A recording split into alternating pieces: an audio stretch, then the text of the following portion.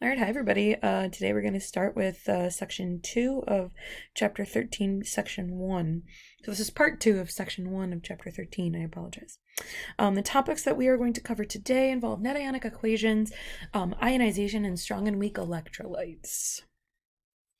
So first thing we're going to start with is what exactly a net ionic equation actually is.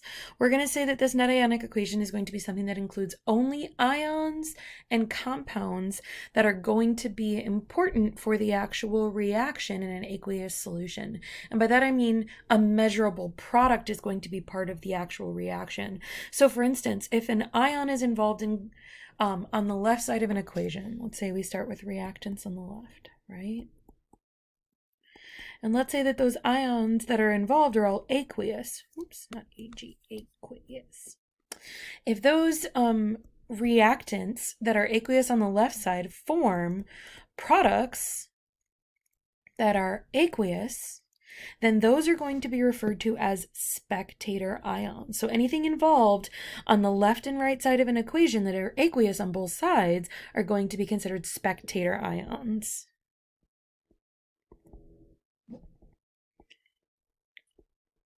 Okay, now what we're looking for are what we call net ionic equations. So these are going to be the ions and compounds that are formed that are not AQ on both sides. All right, so what we're going to do is we're actually going to go through a couple of examples together. The best way to learn net ionic equations is to kind of go back and review some of the topics we've covered in this course so far this whole year. And in doing that review, then we'll also see the ability to actually predict an ionic equation. All right, so you'll see here that I have my handy dandy solubility rules available. You're going to want to have these out when you're doing problems that involve finding a net ionic equation. You'll also see that I've been given information about a reaction that's going to take place. In this case, we're going to actually be looking at double displacement precipitation reactions. So we're going to use the ideas of net ionic equations really just related to precipitation reactions, which means that we have to form a precipitate. I will remind you that all precipitates are, of course, going to be solid products. So when we look at our equations, we're looking for the thing on the right side of the equation that forms a solid product. And so here we're going to start by actually writing out the reactants first. And this is going to involve a lot of concepts we've covered this year. This is going to mean we need to know what the charges of things are. We're going to need to recall polyatomic ions and so on and so forth. So for instance, in our first one, we've got cadmium, which is going to be Cd. I'm told that it is a 2+ charge because cadmium, remember, is going to be one of those transition metals.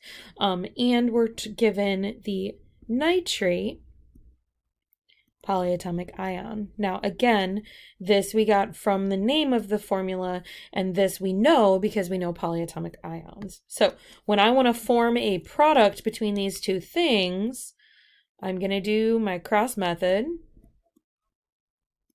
And when I do that, I'm then going to produce the first of the two reactants. So this is our very first one. And the second one says ammonium sulfide. Now, again, recalling that ammonium is going to be this polyatomic ion with a +1 charge, and sulfur is a common 2- charge from the periodic table. I'm going to, again, use my cross method. And I'm going to form this product, okay? So now we're going to predict the products that are formed by first starting with our reactants.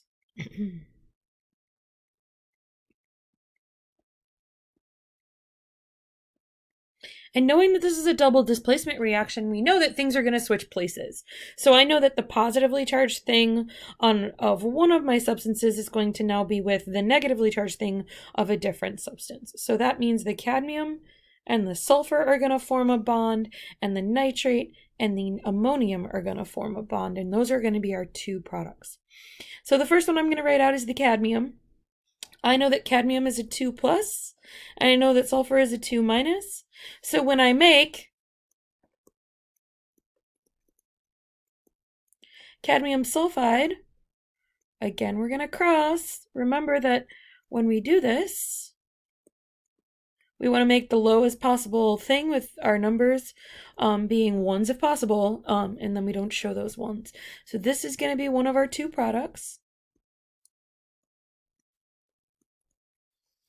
And the other one is going to be the nitrate and the NaOH4. So again, I'm going to do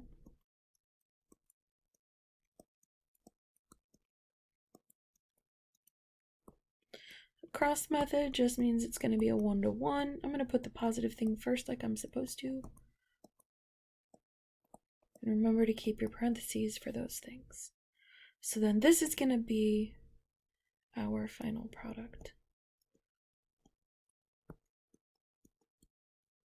All right, so now I have my two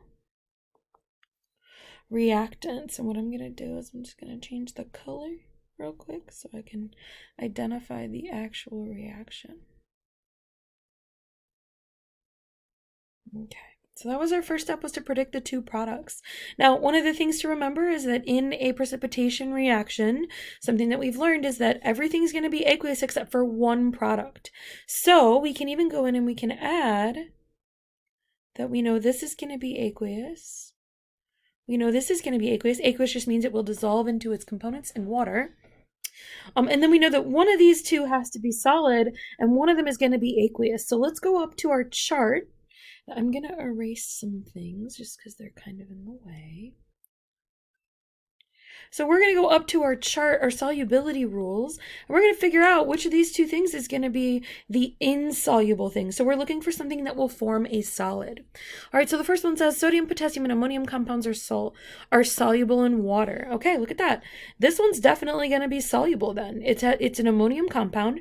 From rule 1, it says this is going to be soluble. Rule 2 says nitrates are going to be soluble. So ammonium and nitrates are both going to be our soluble compounds, which means this is definitely going to be aqueous, and I can then predict that this will be the solid. Now, when I'm predicting that that will be the solid, I don't just want to say, this is going to be the solid thing, and move on. I want to go up and I want to find a rule that actually supports it. And if I look at rule 6, it says most sulfides are going to be insoluble, except for these 5 different exceptions. So ammonium sulfide was going to be one of the exceptions to the rule, which is why it's aqueous on this side. And cadmium sulfide is not going to be an exception. So cadmium sulfide is going to be our insoluble thing, which is why it gets the solid. All right, so this is going to be something that we are going to use on our next slide, because our next thing is going to be to figure out the net ionic equation. Okay. All right, so I am going to rewrite that whole thing real quick. This cadmium nitrate. It was aqueous. And ammonium sulfide, also aqueous, makes cadmium sulfide, which we said was solid, and the ammonium nitrate. Now, before we do anything else, we're going to balance this equation. So if you see on the left, I have 2 nitrates and 2 ammoniums. On the right, I should have a 2 in front of the ammonium nitrate. Okay, so now our next step is going to be, oops, and this is also aqueous, I apologize.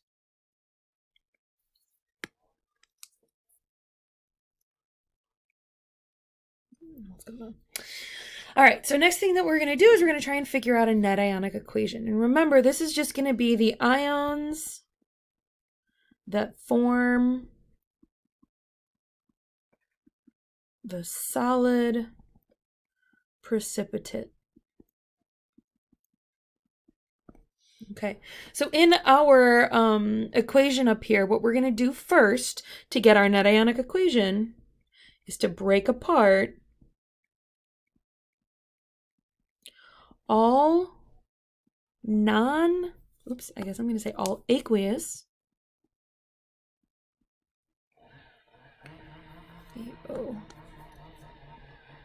substances into ions, but not solids. So in other words, we are not going to break apart the ions that are going to be formed by the solid. In other words, this is untouchable. We are not going to break this apart. Okay, so let's start with the cadmium nitrate. We know from when we were actually creating the equation that this was going to be made up of 1 cadmium and 2 nitrates. So I'm going to break that apart. This is going to be 1, this is going to be 2, so that's where the 2 comes from. Remember that you can put your parentheses around your ionic equations. And if you want to write in the little AQ symbols for each individual ion, you can. The next thing we're going to do is we're going to break this apart. This is going to be 2, and this is going to be 1. Again, that comes from when we were trying to figure out what the formulas were for these way back when. Again, they are both aqueous.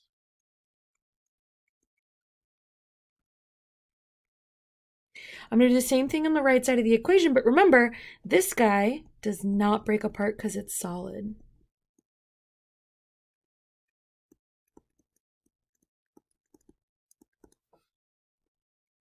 So I'm just going to copy that one straight over, and I'm going to leave it alone. Then I'm going to break this one apart. I know I have one of these and one of these, but there's a 2 up front, so that 2 is going to carry for both. Again, aqueous.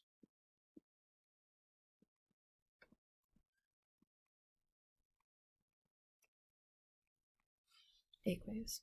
Okay, so now our next step is to cross out ions on both sides. All right, so what we're going to do is we're going to look for ions that are present on both sides of our equation. And what we're going to do is we're going to cross them out if they're present on both sides. Because if they're present as aqueous on one side and on the other, they are not part of our net ionic equation. All right, so the first one I'm going to look for is the cadmium 2+. On the right, do I see cadmium 2+? No, I see cadmium sulfide, so we're not going to cross off the cadmium. I see 2 NO3 minuses on this side. Do I see 2 NO3 minuses on this side? I do. So I'm going to cross those off. Next thing is the 2 NH4 pluses. I see 2 NH4 plus, 2 NH4 plus on both sides, so that's going to get crossed off. And then the S2 minus is not present on the right side, so that can't get crossed off. It needs to be present in the net ionic equation. Okay, so then step 3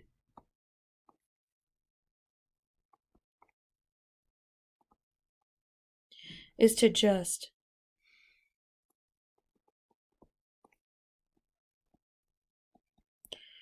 write what's left. So the cadmium 2+, still aqueous, plus the S2 minus on the left side is going to form the solid on the right side.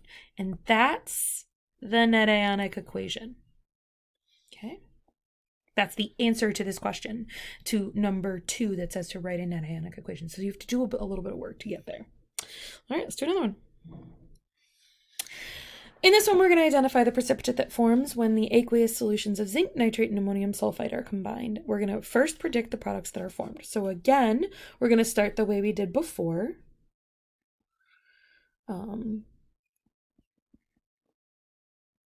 By writing the reactants.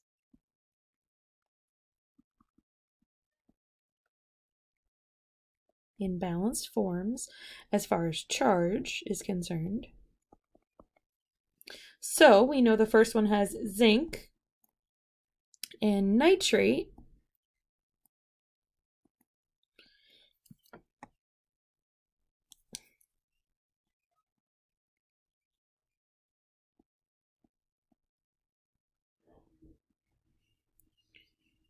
All right, this zinc is typically going to be a 2+ charge. The nitrate is a 1- charge, as we just saw in the previous problem, and because we have our periodic table, our polyatomic ions memorized. So when we write that, it's going to be a ZnNO3 2. All right, the next one is going to be ammonium sulfide. We know that ammonium is a +1 charge. And we know that sulfur is a 2- charge based on its location. So when we write the compound to be neutral, we're going to do the cross method, and we're going to get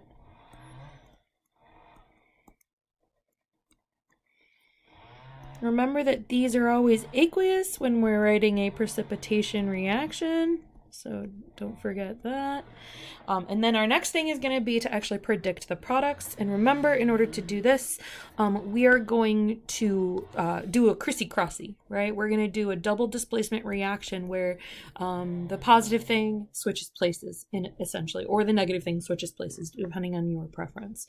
So in other words, we're going to take this positive zinc and we're going to connect it with the negative sulfide. We're going to take this negative nitrate and we're going to connect it with this positive ammonium.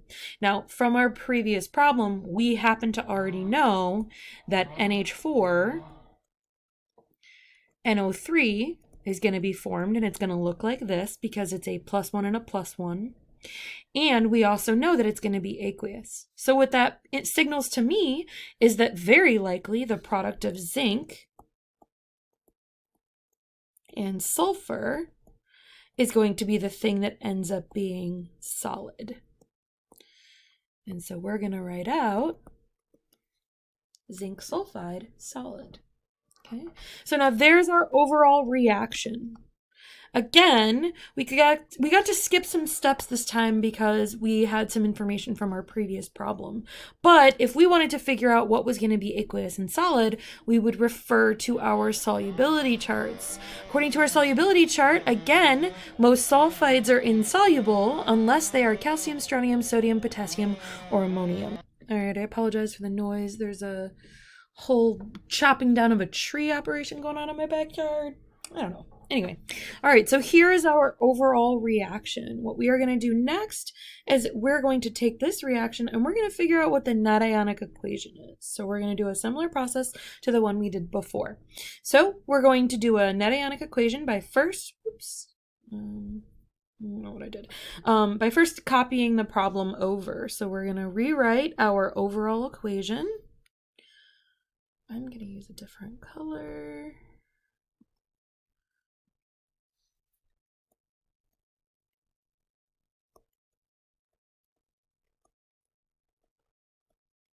Please don't forget the symbols that indicate aqueous and solid. That'll save you a lot of time and headache.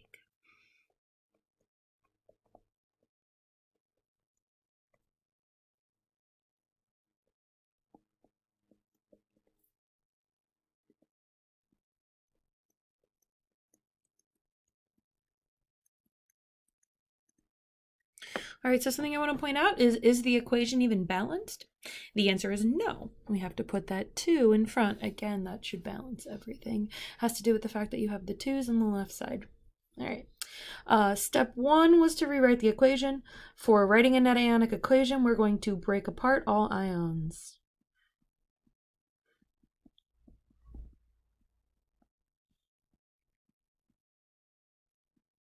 Of only the aqueous substances. So our zinc nitrate's going to get broken apart. This one has a 1. This one's going to have 2. Remember that 2 on the outside means there's 2 nitrates. This guy's going to get 2. This one's going to have a 1. Again, you're looking at the subscripts to determine this. This one's going to stay together.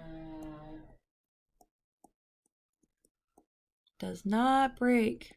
Okay, this one, we're going to get one of these and one of these, but then we're also going to transfer that 2 over, so we're actually going to get 2 of both on the right side.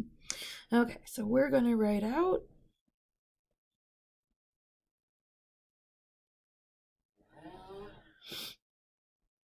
enjoy the sounds of the people cutting the trees. while I rewrite this.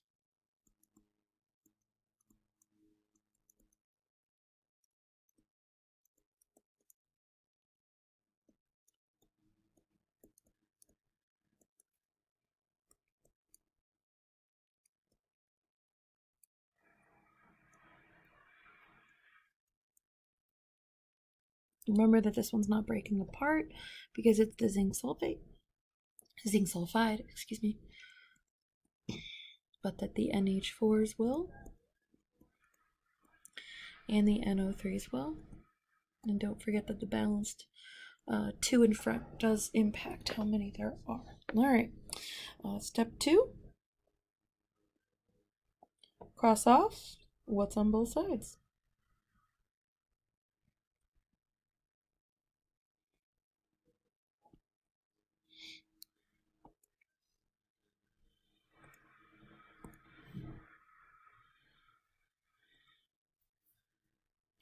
So I'm going to look for the zinc on the other side to be in the 2+ form in aqueous, and it's not there. It's a solid, so that can't get crossed off. It's not the same on both sides.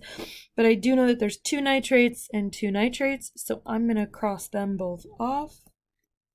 I also know there's 2 NH4s and 2 NH4s. I apologize, I forgot the little AQ symbols on this side. Okay, I see that there's an S2- on the left, but there's not one on the right, so I can't cross those off. The last step is to write what's left.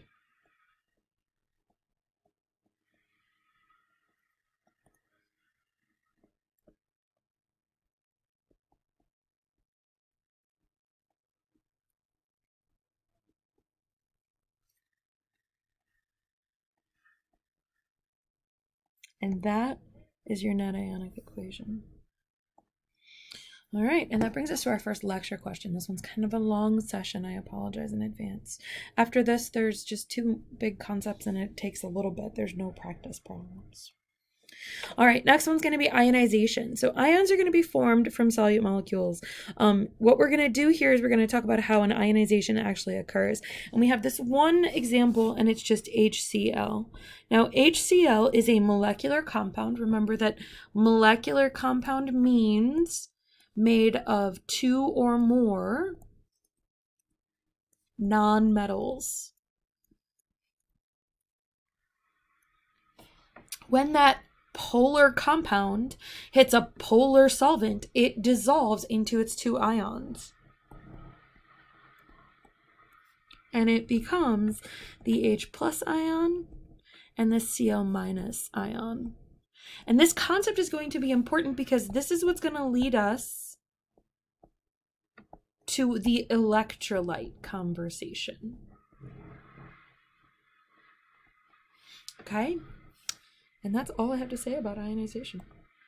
So here's your next question. Go ahead and pause the video, answer it, and then when you're ready, you can go ahead and move on. All right, and our last topic in this lecture is going to be strong and weak electrolytes. And what we're going to talk about in this particular case is exactly what an electrolyte is. So we're going to talk strong and weak electrolytes, and in this case, we're going to say an electrolyte is going to be a substance that when it is dissolved, dissolves into charged ions, positive and negative, and that those positive and negative ions can then conduct electricity. So ionic solutions are going to be these things that we use to power anything through fluid. So for instance, salt water can conduct electricity and light a light bulb. And you guys have probably all seen that before. But one of the things that we have to consider is this idea of the strength of an electrolyte solution. So if an ion dissolves completely, if a substance dissolves completely when it hits water or a solution, then it is considered a strong electrolyte. If it does not completely dissolve, so it dissolves, maybe 50% of it dissolves into ions and the other 50% stays the original substance, that's going to be considered a weaker electrolyte. The third category is just going to be if it does not dissolve into ions. So for instance, sugar, when it dissolves in water, is no longer going to be the solid sugar, is going to be in solution, but it does not conduct electricity because it does not form ions. Okay? And that is the end of our lecture as far as the formal material that will be covered. This last question, go ahead and take a second to answer it, and when you're done, you can go ahead and move on. The last thing that I want to talk about is just the one thing we're not covering in this chapter, or in this section, this first section of chapter 13. We're not going to talk much about the hydronium ion structure. That's something that I cover kind of later in my dual credit class. All right, have a great day.